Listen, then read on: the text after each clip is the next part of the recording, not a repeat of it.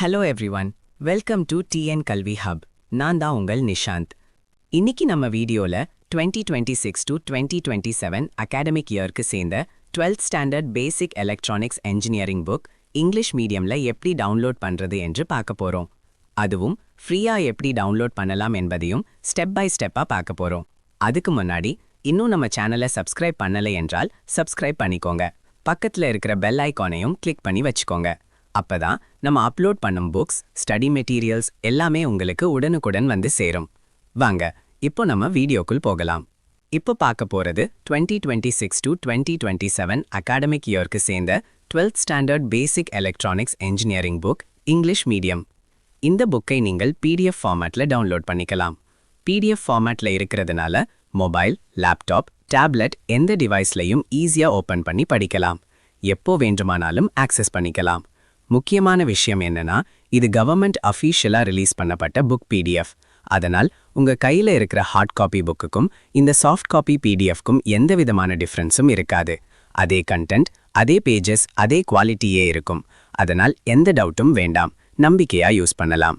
இந்த மாதிரி புக்ஸ் மட்டும் இல்லாமல் உங்களுக்கு வேற எந்த subject books, study materials, question papers, model question papers வேண்டுமானாலும் கமெண்ட்ல சொல்லுங்க. நீங்கள் கேட்குற மெட்டீரியல்ஸை விரைவாக அப்லோட் பண்ணி உங்களுக்கு ஷேர் பண்ணுவேன். அதே மாதிரி உங்களுக்கு ஏதேனும் டவுட்ஸ் இருந்தாலும் தயங்காம கமெண்ட் பண்ணுங்க. சரி, இப்போ இந்த 12th standard basic electronics engineering புக்கை எப்படி டவுன்லோட் பண்ணலாம் என்று ஸ்டெப் பை ஸ்டெப்பா பார்ப்போம். புத்தகத்தை எப்படி டவுன்லோட் செய்வது என்பதை பார்க்கலாம். முதலில் இந்த வீடியோவின் டிஸ்கிரிப்ஷன்ல கொடுக்கப்பட்டுள்ள வெப்சைட் லிங்கை கிளிக் பண்ணலாம். இல்லையெனில் வீடியோவில் ஸ்கிரீனில் காட்டப்படும் வெப்சைட் லிங்கை நேரடியாக உங்கள் ப்ரௌசர்ல டைப் பண்ணியும் ஓபன் பண்ணலாம். வெப்சைட் ஓப்பன் ஆனவுடன் ஹோம் பேஜில் உங்களுக்கு குவிக் சர்ச் ஆப்ஷன் இருக்கும்.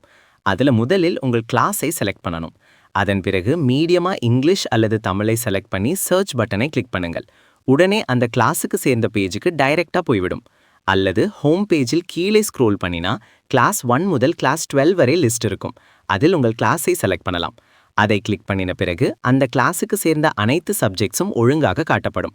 ஒரு சில கிளாஸஸ்க்கு டேர்ம் 1, டேர்ம் 2, டேர்ம் 3 புக்ஸாகவும் அல்லது ஃபுல் இயர் புக்காகவும் இருக்கும். அவையும் அங்கே தெளிவாக காட்டப்படும். உங்களுக்கு தேவையான சப்ஜெக்டை தேர்வு செய்து அதற்கு அருகில் இருக்கும் பிடிஎஃப் டவுன்லோட் பட்டனை கிளிக் பண்ணுங்கள். அதை கிளிக் பண்ணினதும் அது கூகுள் டிரைவ் பேஜுக்கு ரீடைரக்ட் ஆகும். அங்கே இருக்கும் டவுன்லோட் பட்டனை கிளிக் பண்ணினால் உங்கள் பிடிஎஃப் ஃபைல் மிகவும் எளிதாக டவுன்லோட் ஆகிவிடும். மேலும் வெப்சைட்டின் டாப் ரைட் கார்னரில் லாங்குவேஜ் டாகிள் ஆப்ஷன் இருக்கும்.